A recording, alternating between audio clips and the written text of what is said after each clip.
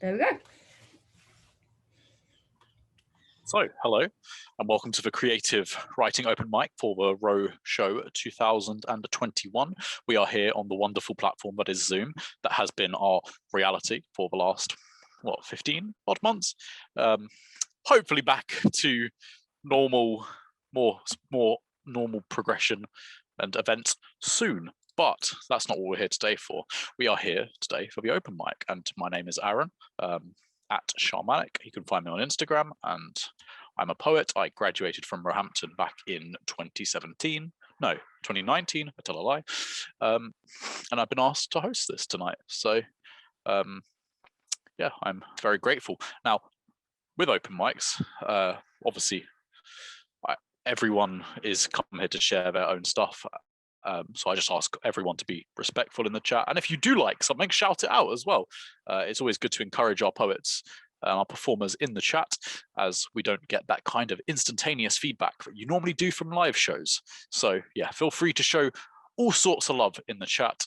But do keep it to love. Please don't hate. Anyway, with all that boring stuff out of the way, my name's Arran, and let's get the show started. Now, I am very, very aware that no one likes going first. So I'm going to be, as most people do in these open mics, the sacrificial lamb, and I'm going to read a very short piece, and we will go from there. And then we have a list of a few performers that want to share their work, which I'm very grateful for. So this is a short piece called "Grief is the Thing with Feathers." On the contrary, grief is featherless, bipedal. It can be found with a cigarette, chain smoking in the garden, or folded like a deck chair leant up against the wall. It is nothing if not persistent, persisting in the transience between thoughts, or stuck like sweat on thighs that remembers glances of stars in eyes. It is best not to approach grief, as it writes books and books, attributes all understood colour to itself, gives grass and bird and beach and bay to the ice shrines it builds. It is magnanimous, but only to its own animus, that's to say it's self-sustaining. It has stood on two legs and forgot how to run. It has let icicles grow up into the base of its feet.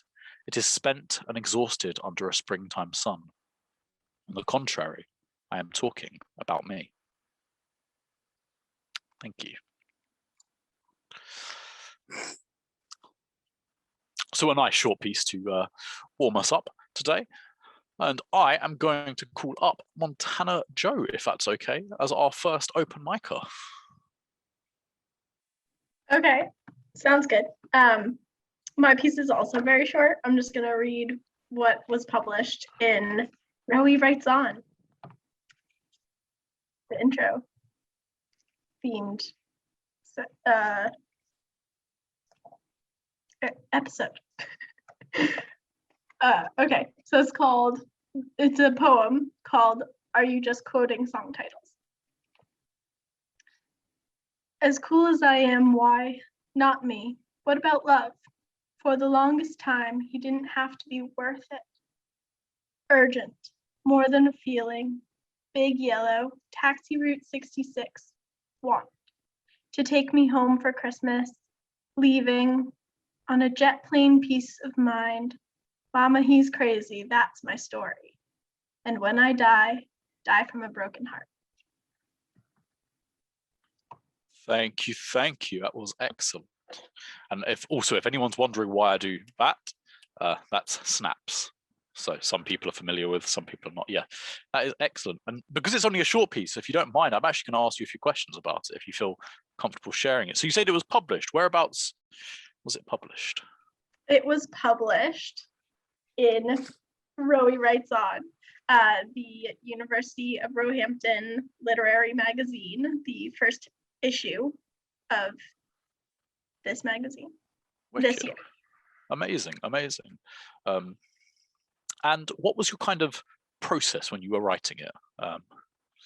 Yeah, so I wrote this for part of my portfolio for my master's class in alternative poetry that I took with Professor Jeff Hilson. And yeah, so it's So if you look at it, it's shaped oddly, and I've used a lot of like italics and bold print. Here, like, hard to show on here, but it's this funky looking thing right here. And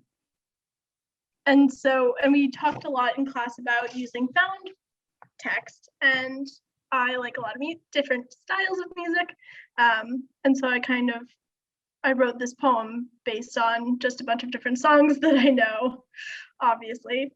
And but I used the form to kind of show the meaning. That's excellent, thank you. And one last question: what does poetry mean to you?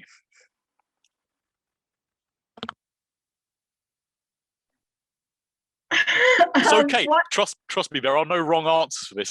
This could be as simple as the wind blowing through the trees and as complicated as you would like. I am merely interested. I think we should ask these questions to you about your poem, but which was really good, by the way. But poetry is just, to me, I guess, just language and playing with language, but in a short form or a more flowing form than prose. Excellent. Well, thank you so much. And you said there was only one piece you'd like to share today. We do have time in case there is anything else you decide to share, and you're welcome to come back on if nothing else. In that case, Daniela, can I call you up to the virtual stage? Yes, I'd like to read a couple of poems. One was published in the Roey Writes On as well, and it's called Rush Hour. It's inspired by a sculpture called Rush Hour by George Segal. Okay, Rush Hour. Rush to Broadgate, bandages, glass walls, curve up your legs forever. Commuters brisk, run butcher Brooklyn, peel plaster poultry overcoat, 9 to 5 square, cast, join Warhol, caffeine crunch, UBS trade, lethargy 2000. Wow, I like that. Very automatic writing.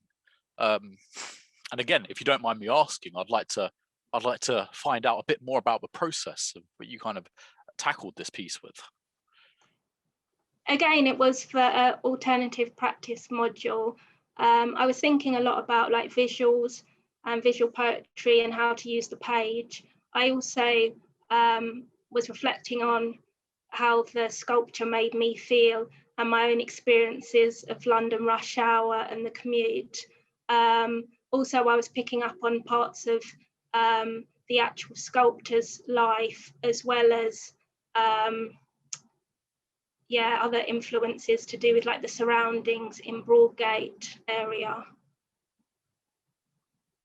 I have to say that's a hell of a kind of an eclectic mix for a poem, for you to bring all those elements together, the kind of art, sculpture, even though the sculpture is kind of titled Rush Hour, and then to bring in your own experiences of that. So I really appreciate that. Thank you.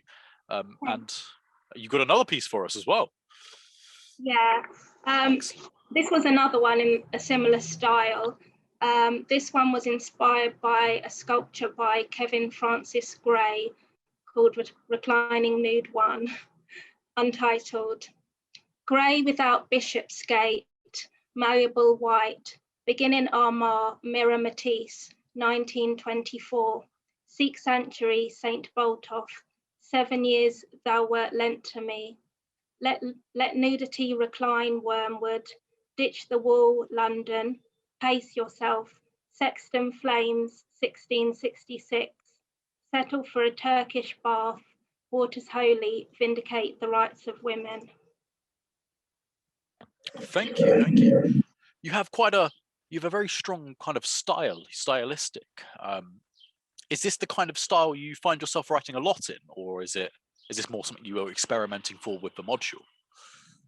Yeah, it was definitely influenced by the module. I haven't actually written this style before, but I really like art, and the whole portfolio was basically different sculptures in London that had influenced this. So yeah, it was a bit of an experiment. I can show you what they look like on the page. This one, for example, I created like a gate to look like Bishop's Gate at the beginning.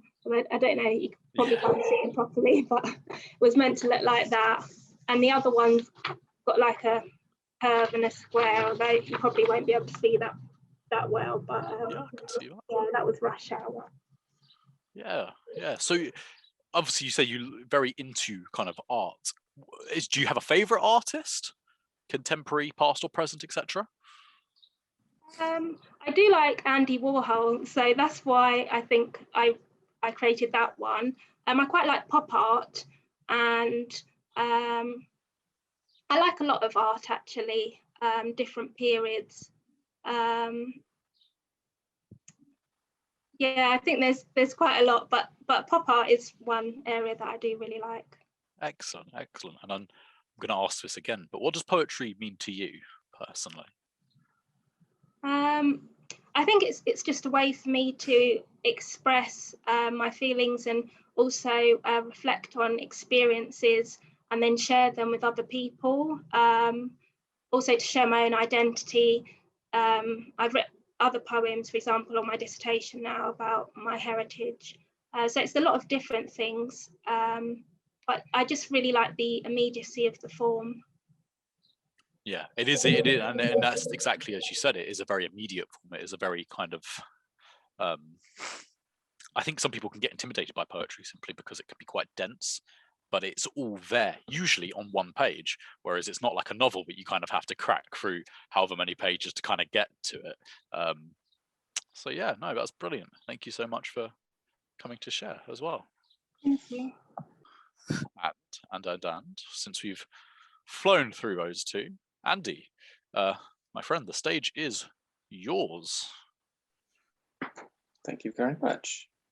I'm probably going to read 2 or 3 pieces. We'll see how we go. We'll open with a shorter poem first before I get to the prose piece that's from Roey Writes On. So the poems I will be reading are from one of my zines. This one is Roehampton Basin. And we're going to go with Dragonfly Picnic. The water gets kicked up like smoke. I count the line of Canada geese up to 11. It slows me down as they push by one bow, and then they are pulled behind a bush and some reeds. The banks of the lake are cold red brick. There's meant to be noises around me, but it registers only as sound, not as things. I am apart from the physical, out of the water. That's why I need to count Canadian geese slowly. No matter how much coffee and sleep I drink, I still feel like a dragonfly hovering above a hungry fish. That's Dragonfly Picnic. Wow, thank you. That was very, very powerful. And the image of a dragonfly is always one I find really interesting as well. It's supposed to be an image of freedom. And I have more often than not seen it used in quite the opposite way, as you kind of do there. So I think that's a really interesting approach. And yeah, just something I wanted to kind of comment on. As I said, this next one is from Roey Writes On, the literary journal. And it's, how many pages we got? Only 2 and a bit. Should be all right. This is a prose piece called Mousy Brown. Andrew had hair that was soft and blonde and curled out from behind his ears like little snakes, but as he had grown up, it had been taken out of the sun and began to crinkle into a mousy brown. Some days it was still soft, but he'd have to condition and blow dry and then dampen it and comb it out and run a wet hand through the fringe to get it just right. And he was getting tired of the effort and how little effect it had on the people around him. Sitting in his single bed, curving his back against a grey pillow and a dark wood headboard, he flicked through his old copy of K. Tempest's Hold Your Own. He'd been trying to read it over again on the train home from work, when this kid had bumped their satchel into the side of his head. Andrew had flashed up and snapped in their face something about his hair being the most important thing to him. They weren't bothered. They didn't even shrug before getting off. No one in the carriage looked or stood or moved, so Andrew had sat back down and leaned over Kay Tempest, but didn't have the head to get back into the lines they had for him. Now in bed, he was feeling tired. It had been a long day, emailing Stephen back and forth, chasing the project that was needed for Friday. Andrew was stressing about having 2 days to get it done, but the finances weren't going to project themselves, and Monday's meeting needed a presentation. Best case, it was Stephen's fault. Andrew yawned, his hand rising from gaped lips of a 30-year-old woman up to the receding hairline of a 60-year-old man. There wasn't much left of the blonde-haired, blue-eyed boy of 20 years ago. What he thought of as blonde was more of dead silver, and what he looked at as blue was a colder slate. The sparkles of 15th birthdays were gone, and he tried not to look down. Vitamins and power walking weren't doing enough. He put Tempest down on the bedside table with a small collection of other books, a glass of water and alarm clock. Andrew clicked his phone to charge, fiddled with his just-brushed teeth, and scrubbed his forehead with a wipe. He whispered goodnight to his conscience, or God, or angels, or nothing, and he took an hour to fall completely asleep. Mice, little mice, the common house mouse, are sweet, small, and interesting creatures. They'll find a snug patch within the walls of a house, and if it has the right safety-checked fire escapes by the bread bin and the crumbling corners by a bookshelf, they'll make it a home. Then the mice breed like Billy-O and try not to stop no matter what the food and the traps taste like or how nimble the cat is. Andrew's room didn't have traps down. He loved animals more than people, and he certainly didn't have a cat. He was allergic. So when the mice came out of the bookshelf from the hole behind Norwegian wood and the heart of the matter, he didn't wake. And they didn't stop as they crawled down to the sock fluff spotted carpet, back up the legs and side of the emulsioned bedside table. One pattered over Hold Your Own, fiddled and sniffled and nibbled a little corner of Tempest. It wasn't made of the right stuff, it seemed, more filling for the mind than the stomach. So this mouse, in the shadow of the night, led the three behind it, onto the pillow. The four of them stopped for a while, just enjoying the feeling of something that's the same color as themselves, which was almost as soft as them as well. The mice sniffed the air. Yes, there it was, a cold, cold smell of apple or pear, and it was coming from this hair. The white face, closed eyes, drooping open lips of the human was a table for the smorgasbord of soft brunette that leant over the curves of the pillow. They dipped low like lionesses, fanned out and licked their lips. Andrew woke earlier than they usually did. The insistent beeping of the alarm, still 20 minutes away, but they didn't mind or stop. They sat, turned, pushed the covers, brushed a few fallen hairs onto the carpeted floor below and sighed. Each day they lost a little more hair. They brushed their fringe off their eyebrows and froze. They jumped out of bed and ran naked to their little bathroom. Andrew shook in front of the medicine cabinet mirror. Putting their hands on the sink, they stopped for a while and whispered a line from Hold Your Own to themselves. Some rotten something in her darkest somewhere. They splashed their face with lukewarm water, then again with cold, scrubbed it off with a towel and got some hair clippers. Once their head was shaved and they'd rubbed their ears clean, the mice jumped out of the holes in their head. And that's Mousy Rat. Thank you.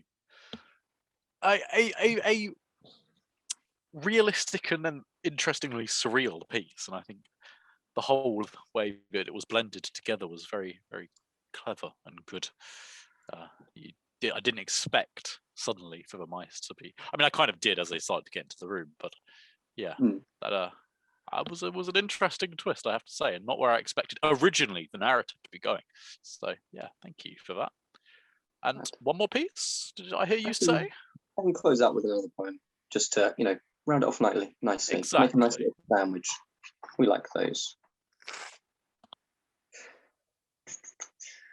That one, or I think this one. This place should be familiar to all of us. I think this is based around the Roehampton Library. Library, second floor. Buildings should be old, they are commitments. stationary and robust to last a lifetime. This one, built in 1996, is younger than me. So when I was 2, a student residence was built, so I could make a friend, climb the stairs, and throw up in the bin.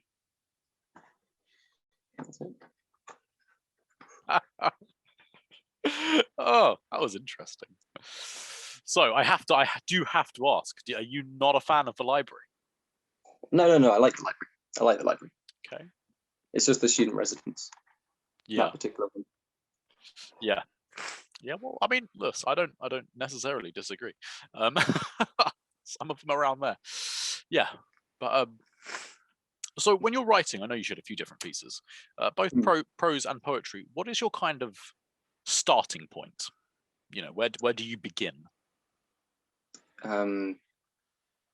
Usually with the title, and that's not a facetious answer. No, it's interesting. Well, I normally leave the title till the last point. So that's it.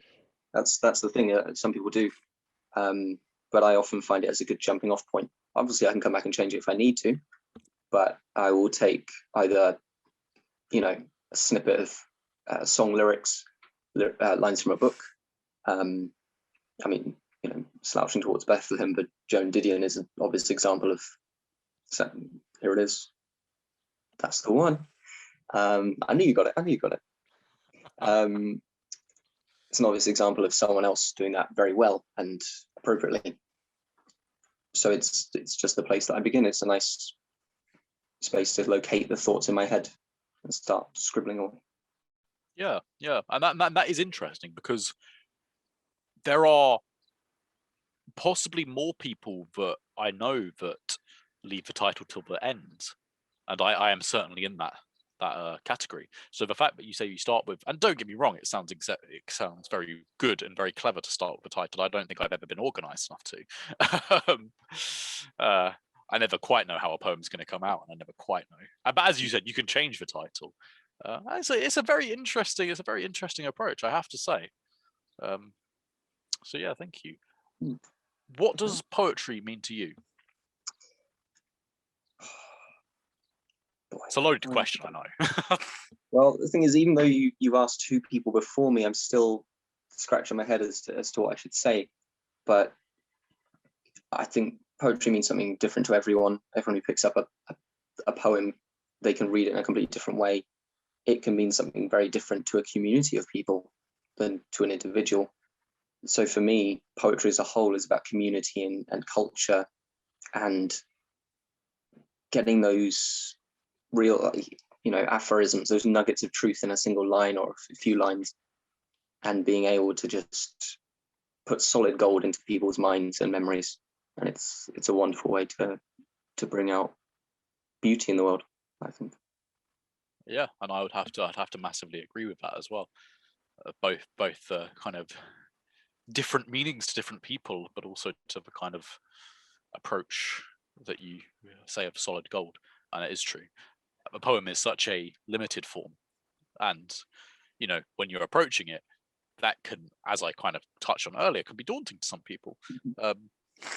And it's very bare as well. You can't hide anything in a poem, and if you do hide something in a poem, it's very obvious. So yeah, it's a dangerous arena to be in, but not one that we kind of nonetheless persist in, which is, again, possibly yet another reason as to why it's such a beautiful art form, a golden art form, as you kind of suggested. And it's interesting as well that kind of Daniela did pieces inspired by sculptures. It shows like how, I mean, I truly believe all art is interlinked. I don't believe you can ever separate one art medium from another, especially nowadays when things are so often linked. But yeah, it's interesting to see where we draw inspirations. And what is your primary inspiration? And again, that's a hard question, so you don't have to answer it directly if you don't wish. I'm going to answer this by not answering it. Yep. There was a module in first year, which was the art of persuasion. And we were asked to write a persuasive piece on one topic, something that we really cared about. And even when I'd picked my topic, and written my piece, I look back on it and go, that's not what I wanted to write about. And even now, I don't know what I want to write about. And that's why I need the title. I need something to ground me in a space, a singular space. Otherwise, I get distracted by everything else. So I have no singular point of inspiration, really. It's all over the place. Truly, truly as well. I'm not surprised you kind of came through with that as an explanation, because there is no single point of inspiration, I think, for many people. And some people are actually able to highlight where they derive their primary inspiration from, and others, myself included, are not able to. And neither is the right or correct way to do things. It is merely a choice. And well, I say choice, but I feel sometimes we are forced into these choices by our own habits and our own minds. And it's like, yeah, it's a choice, but you don't really get to choose. Your brain does the choosing before you get to really think about it. Yeah, thank you so much for kind of sharing those pieces. Very interesting, and very interested to hear kind of your thoughts on it as well. And I am going to ask the question to the room: is there anything anyone else wants to share? People that have gone before are welcome to come back up. Otherwise, the deathly silence. Tragic. Are we going to wrap this up? Well, I think we should close with one of your own again. In that case, I am always more than happy to. You see, the first one I prepared. The second one is slightly harder, but I've got one, and this piece is called "Words I Heard Whilst Sat by a Bubbling Brook." Drifting, swimming, wishing. I have an inkling, but no one listens to me anymore. It's plain to see they prefer abstracts in fonts blessed as holy, as if that could somehow save them from a tsunami. I have felt the infinity of evaporation, have broken vows under guise of precipitation carefully timed. So when 2 becomes 3 becomes the entire sea, and to drown in its colourlessness is to be drawn mathematically into ponderousness. A man is no one beneath a big wave. I get the sense someone is listening now, and how my thought ship is listing from damage to the bow. Shaman. How is it your people have drunk histories of me, lapped in my narrative pool, and have learnt nothing more than to wield alchemy as a tool? Water. Your name is the 1,000 passages between the sky and the floor. Your name is the 100 ways to feel the lung, to froth and thrash before a quiet death. We all become mud beneath the rain. Why do you think we try so hard to forget your name? Thank you. So, yeah, that is me, and I have been your host for today, your gracious host, and I was very kindly asked by Andie to host, and it has been a pleasure, if only a short and brief pleasure. I would say to everyone watching this, present and past, if you're watching this recorded afterwards, I do run open mics on my Instagram once a month. You're more than welcome to sign up to them. My Instagram is, my tag, which you should see below there, is @Shamanic, but I'm sure Andie can pass on the details if anyone needs them. And yeah, to everyone that shared pieces, I would just like to thank you again. Coming up on stage is, online or physical, as I know, is never an easy thing. And to share a poem is to share a piece of yourself. So I always have to appreciate the people that come up to share things. And I do believe that wraps us up for today. So this has been the creative writing open mic for the Roe Show 2021. It is a very hot day out there, and there is still a lovely portion of the day. So if you can, get outside, enjoy the sun, and yeah, we will catch you hopefully on the next one. Thank you.